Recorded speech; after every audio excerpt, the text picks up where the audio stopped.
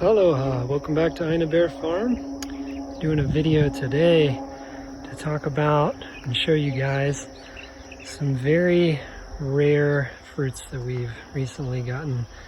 We've added to our food forest. So big thank you goes out to Joe at Grow All the Fruits for supplying me with these amazing plants, many of whom are so rare you can barely even find anything out about them on the internet in terms of care and taste and all those other things. So it's really experimental. So we'll start right here, pan down, and look at this guy who we call Envira Caju or Kaju. I'll put the names in the description so you can check them out and see how little you can find. And definitely, if you know anything about these, throw that information in the comments section. That would be extremely helpful. So here you can see our somewhat rickety approach to providing shade for some of these trees. This is, if I remember correctly, from Brazil, a lot of straight out of the Amazon. Probably likes to grow in dappled shade, especially when it's young, until it starts to get bigger. It's in the Annona family, produces fruits that look like nectarines on the outside, and you open them up and it looks like it has the kind of soft, mushier pulp of an Annona fruit, like a pawpaw or maybe like a sugar apple, something along those lines. Very bright yellow fruit on the inside. Not really sure about the taste, but it's a cool experiment. A beautiful plant we've got in the ground, and we're excited to see how it does here on the site. Okay, this here is a Langsat or Lanzones. It's very popular, much more common in the Philippines. Produces a fruit. It's in the family with the rambutan, longan, and lychee. It produces fruits similar to those. This variety, according to Joe, is a very tasty version of that with a, I think he said, smaller seed or less latex or something about it that makes it really rise above the others in its category. So here we've got that tucked into a nice spot with some sun hemp, giving it a little bit of morning and evening shade, a little wind protection. Looks a beautiful looking plant. This is a very healthy, a lot of new growth on it. Nice dark green. I think you'll be happy here. All right, here we've got a Kasturi Mango.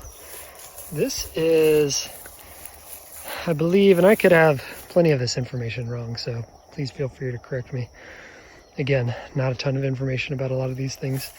This is, if I have it right, it's a Southeastern Asia species of mango, whereas most of the cultivated mangoes grown in the world come from India.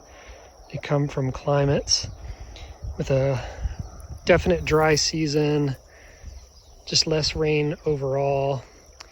And so where the Indian varieties are often susceptible to fungal attacks, especially at the exact wrong time of year, like when they're flowering and fruiting, these are not susceptible to those. And so these are actually becoming a little more popular in southeastern on the Big Island because it is so rainy down there that they really need those varieties that are not susceptible to the fungus. I've heard that the taste can really vary on these quite a bit. Sometimes they have that more turpentine-y, medicinal type of flavor that you catch in mangoes, but this is supposed to be from a line that is very tasty. It tastes a lot like the mangoes that we're used to in our markets and grocery stores. And even though we do have a more pronounced dry season up here, I think this is a pretty strong plant. It's going to be a nice addition to the collection here. And while we're here, we'll just pan out to our beautiful morning sun over the ocean. Gorgeous day here at Ina Bear Farm. All right, here we have a meringue or marang tree. This is in the Artocarpus family with things like breadfruit, jackfruit, champidak, those sorts of things.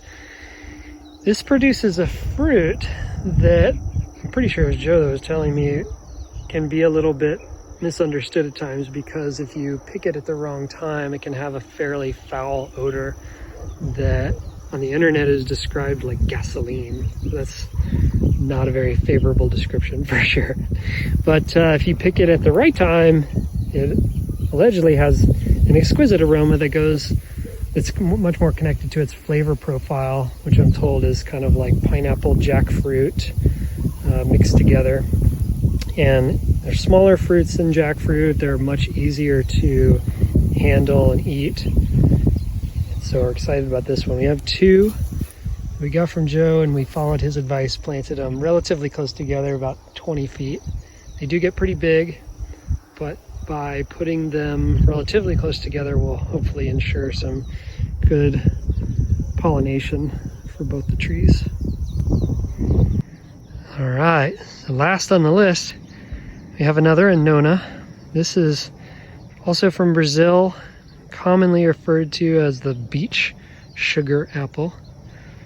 So this is another Annona fruit, similar in look to a Rollinia, but very orange on the outside. I think it was white flesh on the inside, if I remember correctly, but a starkly orange rind on the outside. It's a very vertical plant, as you can probably tell from the way it's growing so far. But then, according to Joe, it starts to branch out as it gets a little bit taller. So we're super stoked to have these, especially these Annonas, because like I've said before in my videos, I think they grow really well on this site, just with the particular climate, elevation. There's a soursop growing pretty close by that's doing really well. Our Rolinias are doing really well. Cherimoyas are doing really well. So I'm excited to add some diversity to those Annonas. And while some of these fruits are more common in certain parts of the world, quite a bit of them are not grown outside of their native range. And all of the ones I mentioned today are not commonly grown here in Hawaii, that's for sure. So it's pretty cool to have them in the ground. Big thanks again to Joe at Grow All the Fruits. I'm gonna take good care of these and see how they do. So as you can also see, as we finish up here, I've done some mowing of the grass again, getting ready to pile that up around our trees for the summer, get them all nice and tucked in with a heavy, dense mulch. Because summer is our dry season. So the task for the next few months will just be keeping things watered, keeping things mulched, adding organic material, and then starting to clear out some of these areas, increase the diversity, get some more support species in the ground, enhance our tree guilds. So we'll have videos coming along showing the progress on all those things. Until then, aloha. Thank you for joining us at Ina Bear Farm.